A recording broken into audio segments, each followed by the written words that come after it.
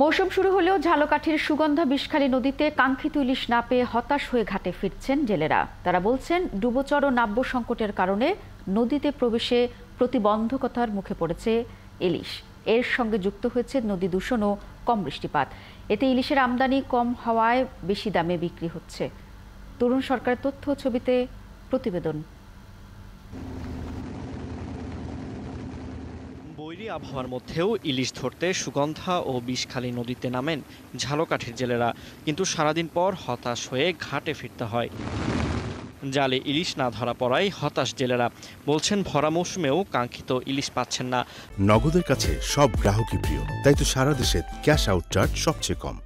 দুবেলা জাল ফেলে যে কটি মাছ পাওয়া যায় তা দিয়ে নৌকার তেলের খরচও উঠছে না। মাছের পাই না, কালকে জাল ফালাইছি, একটা ইলিশ মাছের পোনা আছে তাও ভাই। যেরকম কিস্তিটাই নৌকো গাড়ি ৮০,০০০ টাকায় কিস্তি উঠাইয়া, কিস্তি তো আমরা টানতে নেই ঠিক মতো। ৩-৪ দিন চাল পাই, মনে হচ্ছে একদিন একটা মাছ পাই বসি ১,০০০-২,০০০ টাকা বেশি, আবার ৩-৪ দিনও হয় না আমাদের। জাল আগে কিছু পাইতাম, ভালোই ২টা-৪টা পাইতাম, এই ৩-৪ দিন তো কোনো মাছের নেই, আজকে আর এই একটা পাইছি। জেলেরা বলছেন, নদীতে ডুবোচর ও নাব্য সংকটের কারণে এমন পরিস্থিতি তৈরি হয়েছে।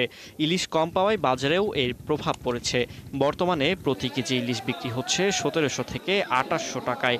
মাছ বিক্রেতারা জানান, নদীতে পর্যাপ্ত ইলিশ না পাওয়ায় বাজারে সরবরাহ কমে গেছে, তাই বেশি দামে বিক্রি করতে হচ্ছে। দেশের মৌসুম ঠিকই আছে, কিন্তু মাছ খুবই কম, এই জন্য দাম বেশি। নদীতে চর পড়ে গেছে, জাল নদীতে চালিয়ে খাওয়া যেতে পারে, যে জায়গায় খাওয়া যায় এই জায়গায় চর। যা পাইলেও হ্যাঁ দাম বেশি, কিন্তু আমরা কিনতে পারতেছি না।